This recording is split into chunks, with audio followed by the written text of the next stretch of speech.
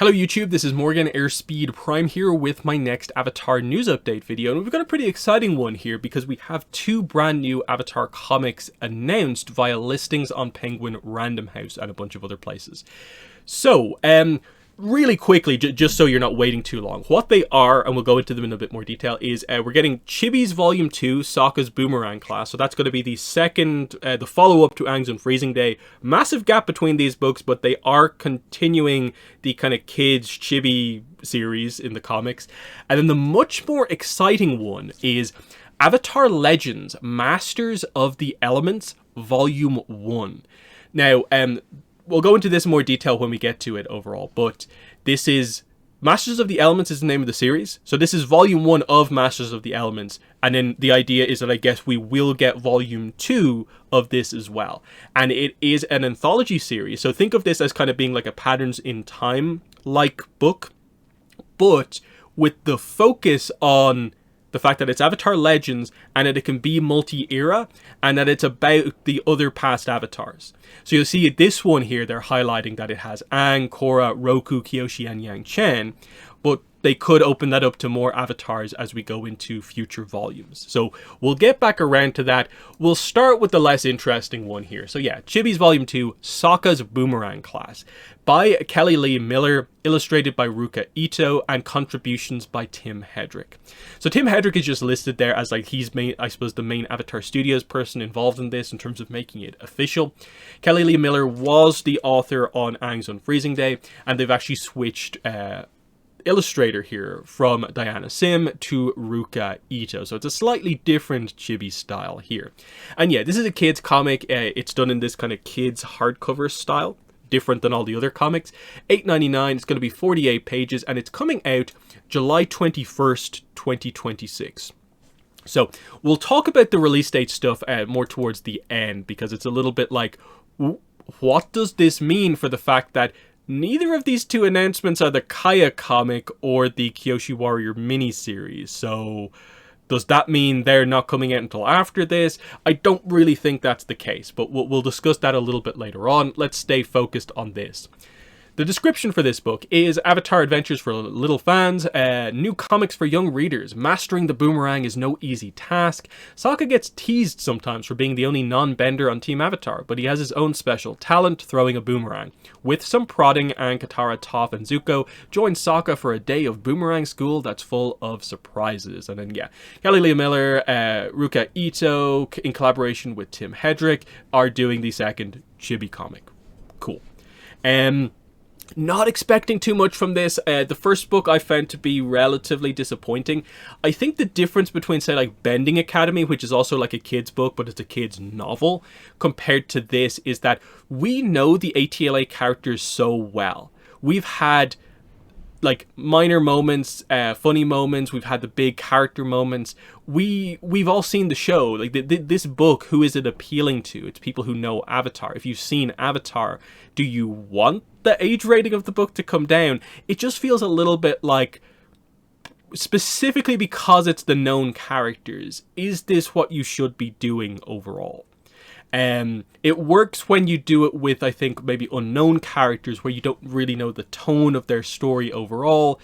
It could be a bit of fun, but like 48 pages just for like boomerang throwing, I'm fascinated to see how they make that interesting, and if they've taken like any feedback on board from this book, where it really felt like, even though it's a Chibi comic, it was relatively like mundane. It was like pretty flat overall, not super exciting. They didn't do too much with the characters. Will there be more to this one overall? I'm willing to give it a chance, of course, and I think it's actually a decent thing for them to have on the shelves, just as like a product offering for 2026, getting towards the release of the Aang movie in October. That like, hey, we've got all this other stuff, like publishing for the Aang movie is going to be happening. We've got all these novels out, and we've got kids comics, proper comics, all this sort of stuff on the shelves. It might be a nice thing for them to have, and it feels like they're maybe timing this relatively well. Makes me question a ton about what exactly the intent was when this book was first like released, because I think they planned to do like a Chibi's 2 like initially, but it's years after the fact, in combination with the fact that this book was already one of the most heavily delayed books like we've ever had from Dark Horse as well. So it's actually like an even longer period of time between books when you think about it in that way. So yeah, cool, but I don't think there's too much really to talk about. You know, no Suki here on the cover to get the full Team Avatar. Maybe she's in there eventually, especially like with a Boomerang class and the whole idea of like the premise of the book. He's the only like non-bender member of Team Avatar, and it's like, no, he's not. Suki's on Team Avatar. Like, I get it maybe to a certain degree, like, is she the most regular member of the team? But like, if you're considering Zuko a part of the team when he's the Fire Lord and oftentimes can't be with the team, I think Suki, who at least is in a position where she can join up with the team every so often, is more of is worthy of being considered a member of the team as well. They just go back and forth on stuff like that. I don't think it's going to really mean anything all that much. It'll be frustrating if she's not there, just because she should be there realistically. But I don't know. They might do something fun at the end where she comes in and like maybe just points out some of these facts, like, hey, you're not the only non-member on the team. I can do stuff as well. Here's some fan stuff. Here's some weapons training. But anyway, next one here. Avatar Legends Masters of the Elements Volume 1. Yes, it is a paperback book. It's the exact same format as, say, Patterns in Time or a one-shot comic or part 1 of a trilogy. 80 pages, but that means 72 pages of actual like content, actual comic pages. And this one's coming out on July 14th. 2026. So it's the week before the Chibi comic, which is the 21st. So that's very interesting. Two books that are happening relatively back to back and are happening like the week before San Diego Comic-Con as well. So these are going to be releasing at a pretty exciting time. But it's a nice time overall. Yes, I wish we had some books announced for early on in the year. We'll get into, I think, towards the end, talking about where what this might mean for the Kaya comic. But for now, let's get into this. So what is the description for this series? For the first time ever, your favorite avatars from across the ages are gathered together in one graphic novel anthology. The first volume of Avatar Legends Masters of the Elements collects short stories from beyond the confines of a single Avatar cycle. Tales from avatars Korra, Aang, Roku, Kyoshi, and Yang Chen are rendered in exciting detail by comics masters including Brandon Huang, Belle Bessa, Rachel Silverstein, Ingrid Khan, Ben Wilgus, David M. Boer, Amy Chu, and many more. From the Western Air Temple to the ramen houses of the Fire Nation and everywhere in between, these stories bring a new dose of Avatar adventure to your bookshelf. So, exciting stuff. And of course it is from Dark Horse, 80 pages, yes. We have all this. So let's open this up bigger here. So straight away, it's so exciting to see Avatar Legends on the cover of a comic. We've been asking for this since, I would say, before we even knew the novels were a thing. And especially once they started doing the novels about the past avatars, the question was obviously like, why can't the comics also do stuff with these characters? Because the only frustration that I think there is with the novels for the most part is just that if there was some visuals, like there was just a few pieces of art to coincide with those books just to get the main characters in visual form, we'd be so much happier overall. Now we kind of have that opportunity to do that here to a certain degree because, yeah, this is perfect. This is what the Avatar Legends kind of titling exists for. The comics have always been so frustrating, I think, with the way they've had to do titling of like everything has either been it's an Avatar The Last Airbender story or it's a Legend of Korra story. In the fact that, like, even just the weirdness of, like, hey, Aang and Korra on the front of a comic? That's not something that really happens all that much. So Avatar Legends allows you to just place all the different eras together. Plus, Roku, Kyoshi, and Yang Chen. And that's the super exciting part about this, is just that it's not them in their typical, like, the ages that they are as past lives. This is clearly their younger selves from in or around the novel era for each of them. So that should be exciting because it seems to suggest to a certain degree that there's going to be maybe a little bit more connection between publishing, that like these can be follow-ups or filling in some of the gaps between stuff. What exactly they're going to do, because again, they're only going to be getting short stories. So my guess is that Roku will get one short story, Kyoshi will get one short story, and Yang Chen will get one short story. We'll get into why I feel there's maybe not that much space for that much more in a moment. But yeah, this looks like probably Roku, probably post Awakening of Roku. It might be set in between the novels, we're not sure. Yang Chen definitely looks like this could be post both of her novels. Kyoshi, it's hard to tell because of the makeup, the get-up, the kind of the visual that is Kyoshi compared to how old she actually could be, especially when you factor in the whole immortality technique and how old she ends up living to. We don't know when exactly this could be set, but I think what people would probably want the most is for it to be probably somewhat of a, you know, it's set after the novels, but not too much after, so you can actually have the characters that you know from the novels depicted here. So maybe Kavik might be in the Yang Chen one, maybe Rangi might be in the Kyoshi one, we might get to see the Flying Opera Company, Jinpa, these other characters. And with the Roku one, you know, it'll be fun to see Gyatso in this one if possible, and maybe some of the other characters depending on what exactly the story is, where it's set. But the cover image I think is beautiful here. I think this is absolutely amazing for the first volume of this series. Like even the kind of maybe avatars that don't maybe overly interest you the most, because we're very focused on past avatars, even just like Aang and Korra look incredible on this cover. So I'm excited for the potential of that kind of going forward as well. And yeah, Master of the Elements Volume 1, and the idea that yeah, we can get Volume 2 of this as well, and we can maybe have our Karuk story. Like, why was Karuk left out here? I'm guessing because these are the 3 past avatars that have had full, by the time this book comes out, full novel duologies. Karuk has not had that yet, so maybe after that he can get his comic short story. But that's that. In terms of other stuff to talk about here, the only other thing is just that the actual description for what the books are actually going to be about. Western Air Temple, Ramen Houses of the Fire Nation. So Ramen Houses of the Fire Nation obviously means Ramen Rumble is going to be collected here as a reprint book. So that's this year's Free Comic Book Day book about Samurai Appa and Ronin Momo. That had really nice art, but was a little bit forgettable as a story. They're finally going to collect that here, which is nice. So straight away, the idea of Free Comic Book Day books being reprinted here is on the table.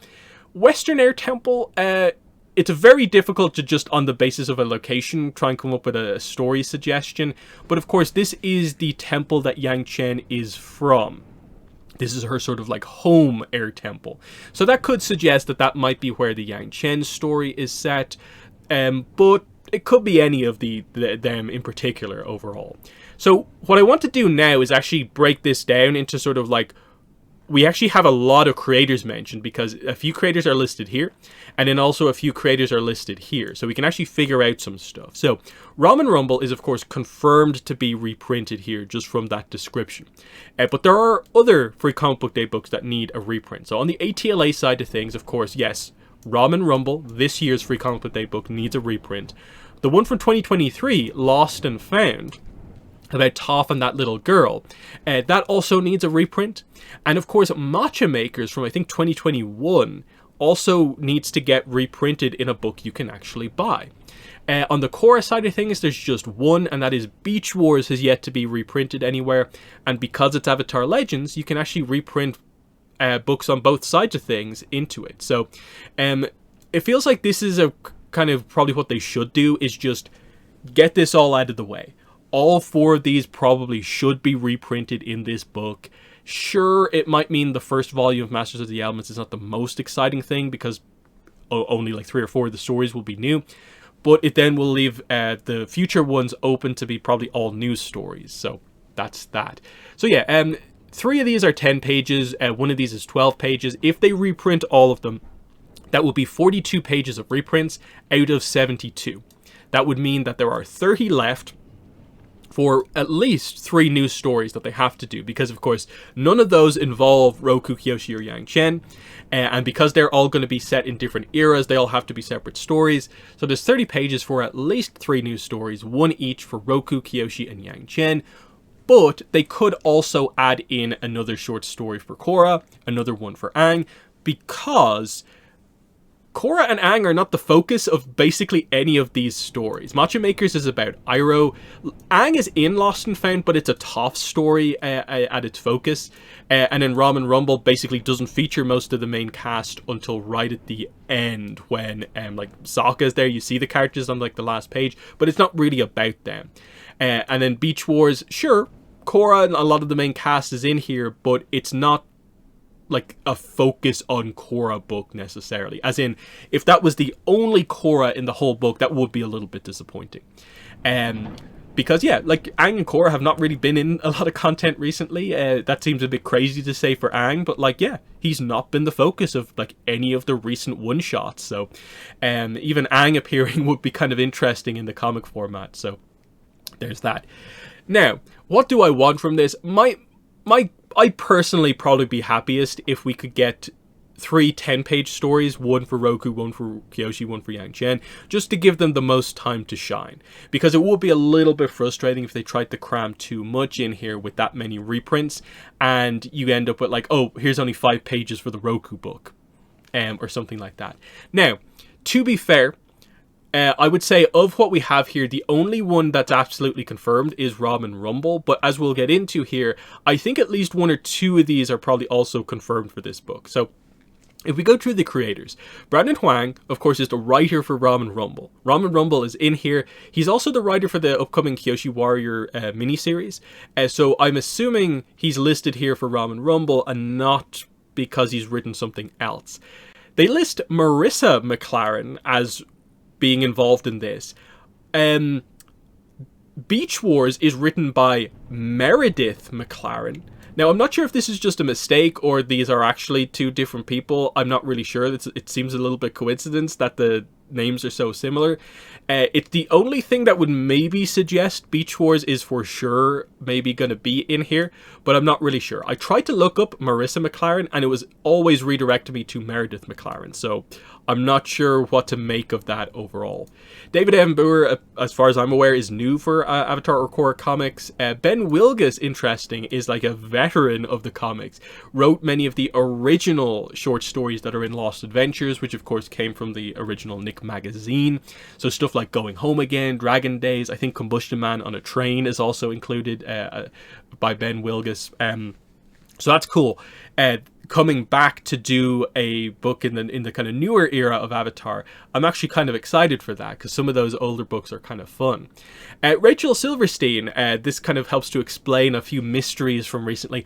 Why has she been on so many New York Comic Con panels despite only ever writing one very short Korra comic, Skyscrapers? Well, this helps to explain it because I guess she's also been working on, I guess, one of these new books for this collection. We'll see what exactly she's involved with, but that helps to explain that to a certain degree. Belle Bessa, of course, is the artist for Ramen Rumble, but also the Kyoshi Warrior miniseries coming up. And again, I assume it's the same situation as Brandon Huang, where they are listed here for Ramen Rumble, not for new stuff necessarily. Ingrid Khan, as far as I'm aware, is going to be new to the franchise, and then Amy Chu is the artist on Lost and Found. Now again, there's the opportunity for her to be doing the art on one of the newer stories, but Lost and Found does need to be reprinted at some point. And Aang is in it, so at least that would meet that kind of criteria overall. So, you'll note the only one of the Free Comic Book Day books that is in any way alluded to is Matcha Makers, which of course doesn't feature like any of the avatars because it's a completely Iroh focused story. So I don't know, are they going to like just leave that out or are they going to just fit it in here anyway? I'm not really sure because I do think it's probably going to work in a way where like the Aang and Korra era stories that they do in this series are probably going to be very flexible, whereas I think the ones for the actual other past avatars are probably going to be more directly like laser focused. It kind of almost has to be about the avatar in particular, whereas for Aang and Korra, yeah, you can let those stories be about the other characters because they're so kind of well known overall. So yeah, it's a tricky one here, but at the very least it looks like there's one reprint book, and if they're doing one, I'm assuming they're going to want to at least reprint 1 or 2 of the other ones. So I'm guessing at least 30 to 42 of the pages will be reprints. I personally probably would prefer they just get all of the reprints out of the way, because it is required. I think they do, just for accessibility of all the comics, need to get reprints out there for a lot of this stuff. Because, again, remember, quite a few of these books were not available in certain regions because of licensing restrictions for the book it was like paired with. So like Star Wars being paired with, let's say, like Ramen Rumble meant that, like, I don't have a physical copy of Ramen Rumble. I don't have a physical copy of Lost and Found either. And I don't have a physical copy of Do I have Beach Wars? I'm not really sure. The Free Comic Book Day books are hard to get. Like, so this is a problem that kind of does need to be solved. So definitely in the comments, let me know what you think about, like, how many reprints do you think will be in here? What way will they do what the new books are? I just want to do this analysis just because, hey, that's the way it's going to be. Like Patterns in Time had some reprints, this is also going to have some reprints. So just keep that in mind. But yeah, super exciting. The one thing I really, really want them to do with this is, I really hope they can get Volume 2 out, like, sooner rather than later. This is not the sort of thing where, like, that this should just come out and then we don't talk about a potential Volume 2 for like 2-3 years. They need to get these anthology books going as like an ongoing series. I think there is a need at this point for, like, yeah, the novels are it's probably going to be a long time before we maybe come back around to a Kyoshi or a Yang Chen. So yeah, the comics offer an opportunity to tell some stories featuring like Kyoshi and Yang Chen, since their duologies have kind of come to an end. I just, like, scheduling has been the main problem with this. Continuity of releases has been the problem for Dark Horse. I hope they can fix that with this. That's the big thing here. Final point is just on the release dates that I've been kind of alluding to here. So July 14th and July 21st for these books. What does this mean for, like, the Kaya comic? The Kaya comic is a one-shot comic on the Korra side of things. It has not been announced yet fully with a release date. Like, it doesn't have a listing yet. The fact that, say, like, this book in particular has been announced before it would sort of suggest that the Kaya comic is not coming out until afterwards. I do think, though, that they are probably in a bit of a weird situation where, because of delays, because of, like, Avatar Studios stuff, they might be able to announce the Kaya comic sooner rather than later, and it have an earlier release date than July. They're just, like, it seems like they're ahead of things on these books, but these books are slightly differently formatted than we're used to, in that, like, okay, it's an anthology book involving a lot of different creators, potentially over half of which will be reprints, so there's maybe not as much focus that will need to go into this. This isn't a completely original book, but it's only 48 pages, and because it's more on the kids side of things, it won't maybe need as much focus. Whereas the Kaya comic is just a full-on one-shot comic about a character that we don't know that much about. So we need some kind of focus on that, and that might be why that book takes a bit longer and has to be more carefully planned what the release actually is. So I still think there is a chance for the Kaya comic to have, like, maybe an April, May, June release, but the order in which they've decided to do these reveals would suggest the Kaya comic may have a release date after July. Let me know what you think about that. The Kyoshi Warrior comic is different because, as far as we're aware, again, they haven't really given us the details properly, that is apparently meant to be a single issue comic thing, which will be the first time that Avatar's really doing that. What that means is that issue 1 of the Kyoshi Warrior comic, we're not expecting to have, like, a Penguin Random House listing, because it's not going to be sold in bookstores. It will be sold in comic shops. And then there will be a collected edition of all the issues later on down the line. They'll have to detail that a lot better. But because it is theoretically a single issue comic, it will have a different kind of way in which it's revealed. It will be revealed by Dark Horse comic solicitations rather than just it going up as a listing on these websites. Like the issues will not have listings on most of these websites, but they will have listings on comic websites, and that's a little bit of a different situation. They also won't have to be as far away from the release date, basically. Like, with these books, you can see, like, they're announcing them, like, what, 7-ish months beforehand. And that's typical for, like, a graphic novel. With a single issue, they'll keep that more to, like, in or around 4 months before release.